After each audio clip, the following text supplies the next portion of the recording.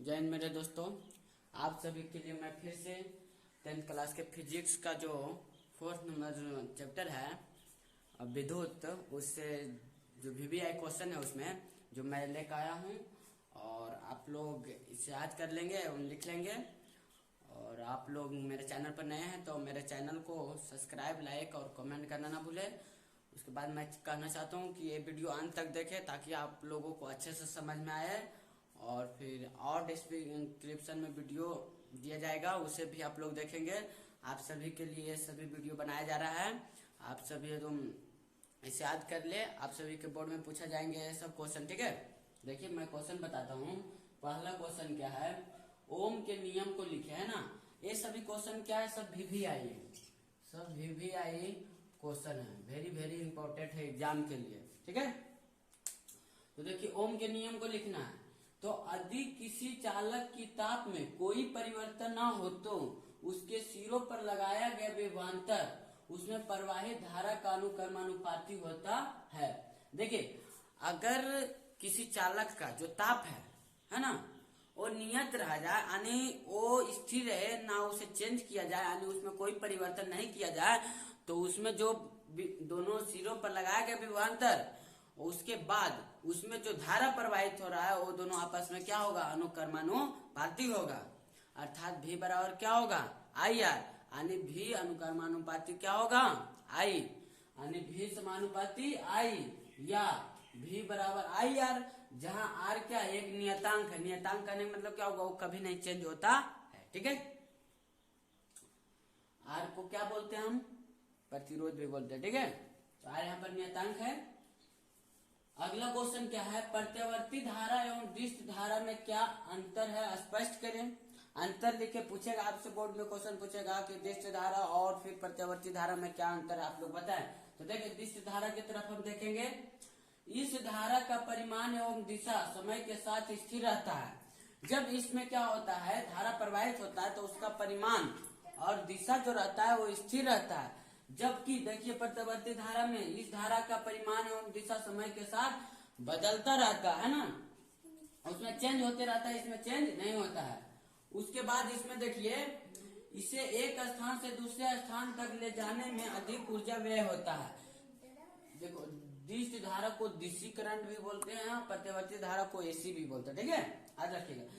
तो देखिए इसे डिस्क धारा को एक स्थान से अगर दूसरे स्थान पर ले जाया जाए तो अधिक ऊर्जा का खपत होगा, जबकि प्रत्यावर्ती धारा में कम ऊर्जा का खपत होता है।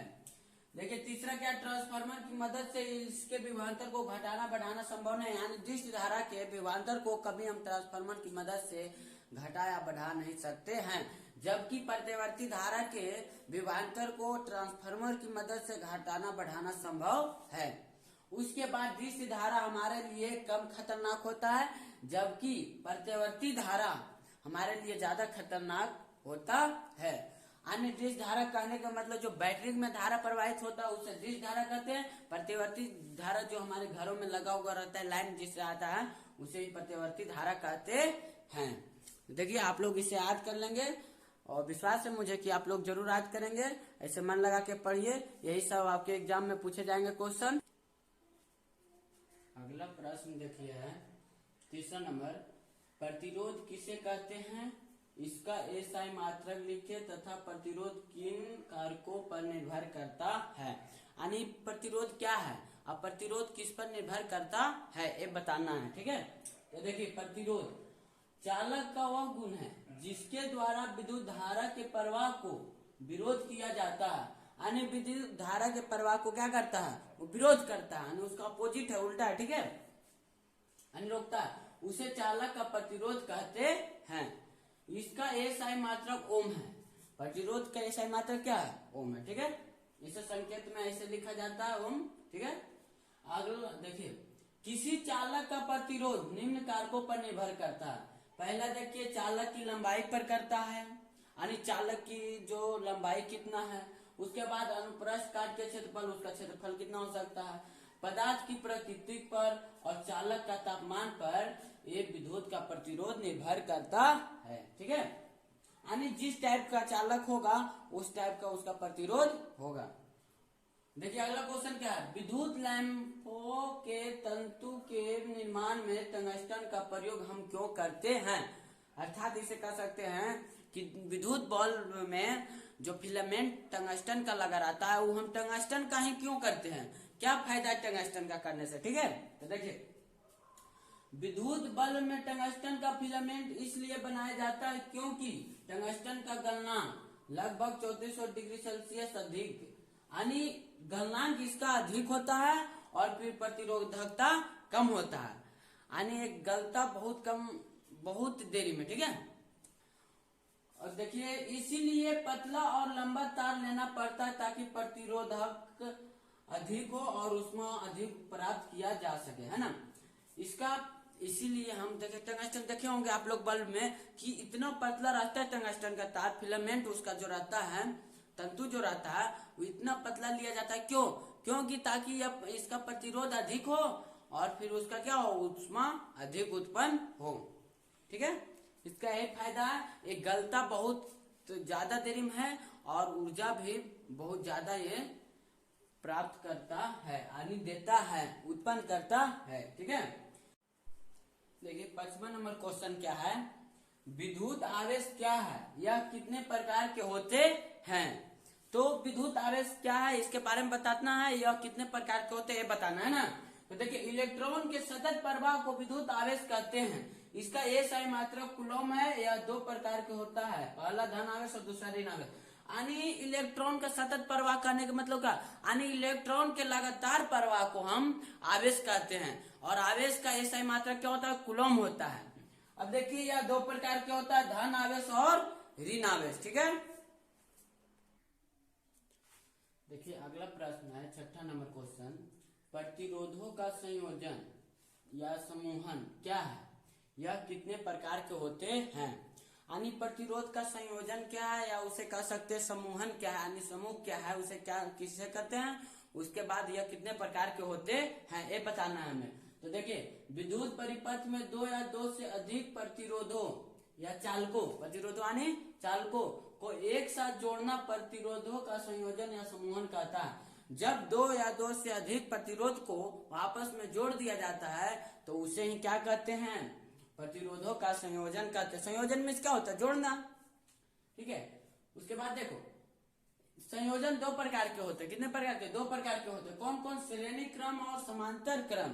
तो श्रेणी क्रम में देखिए ये क्या है, श्रेणी क्रम में यानी लगातार है। ठीक है, जिसमें समतुल्य प्रतिरोध क्या होगा, यानी R बराबर, यानी श्रेणी क्रम में समतुल्य प्रतिरोध बराबर R1 R2 R3, R1 plus R2 plus R3। ठीक है, इसमें सीधे जोड़ा जाता है। लेकिन समांतर क्रम में क्या होता है, समतुल्य प्रतिरोध अपोजिट होता है, उल्टा होता है। देखिए कैसे, तो 1/R बराबर 1/R1 plus 1/R2 plus 1/R3 ऐसे होता है। तो यानी ये दोनों में सर्वश्रेष्ठ माना जाए ये है, क्योंकि इसका मान क्या है, ज्यादा आएगा, इसका मान क्या है, कम आएगा।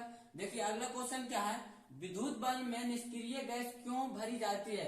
देखिए विद्युत बल्ब में निष्क्रिय गैस भरा रहता है, तो हम निष्क्रिय गैस क्यों भरते हैं, इसका कारण बताइए, है ना। तो देखिए विद्युत बल्ब के टंगस्टन का फिलामेंट पूछ देगा, विद्युत बल्ब का फिलामेंट क्या चीज के बना रहता है, तो टंगस्टन का ऑब्जेक्टिव क्वेश्चन में आएगा। ठीक है, और टंगस्टन का गलनांक कितना होता है, तो लगभग होता है 3400 डिग्री सेल्सियस से 3500 डिग्री सेल्सियस। ठीक है, तो विद्युत बल्ब के टंगस्टन का फिलामेंट को हवा में छोड़ दिया जाए तो वह टूट जाएगा, इसलिए फिलामेंट को टूटने से बचाने के लिए कांच के बल्ब के अंदर से भरा हुआ हवा को निकाल कर निष्क्रिय गैस को भर दिया जाता है। देखिए यानी टंगस्टन जो फिलामेंट और फिलामेंट को टूटने से बचने के लिए ही निष्क्रिय गैस बल्ब में भरा जाता है, क्योंकि अगर ये हवा माध्यम में उसे फिलामेंट को छोड़ दिया जाए तो क्या होगा, भंगुर जाएगा, झिंगुर जाएगा और टूट जाएगा।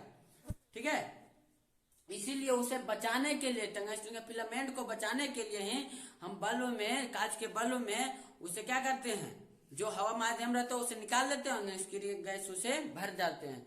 निम्न दाब पर भरा जाता है ताकि प्रकाश यानी ऊर्जा को उतना वो खपत नहीं कर सके। ठीक है, निम्न दाब पर भरा जाता है। अगला क्वेश्चन क्या है, कूलॉम का नियम क्या है, पूछेगा आपसे कूलॉम का नियम, ओम का नियम, ये सब तो बताइएगा, ओम का नियम भी बता दिए इसमें। और कूलॉम का नियम देखिए, दो आवेशित वस्तुओं के बीच का विद्युत बल उनके गुणनफल का समानुपाती और उनके बीच की दूरी के वर्ग का व्युत्क्रमानुपाती होता है। देखिए F बराबर के Q1 into Q2 R square bottom R square, जहाँ के एक स्थिरांक है। देखिए ध्यान से देखिए क्या कहा, दो आवेशित वस्तुओं के बीच, यानी दो आवेशित वस्तु है, ठीक है। जैसे जिसका एक का आवेश क्या है Q और दूसरा का Q1 है और दूसरा का क्या Q2 है। तो बोला कि विद्युत बल उनके गुणनफल के समानुपाती, यानी Q1 और Q2 का जो गुणनफल के समानुपाती F हो गया, यानी बल हो गया। फिर उसके बाद कहा और उनके बीच की दूरी के वर्ग के व्युत्क्रमानुपाती। तो देखिए उसका दूरी r है, ठीक है, r के वर्ग है के व्युत्क्रमानुपाती, यानी व्युत्क्रमानुपाती मतलब क्या होता है, अपोजिट होता है, उल्टा होता है। तो F बराबर क्या के जहाँ क्या है एक स्थिरांक है।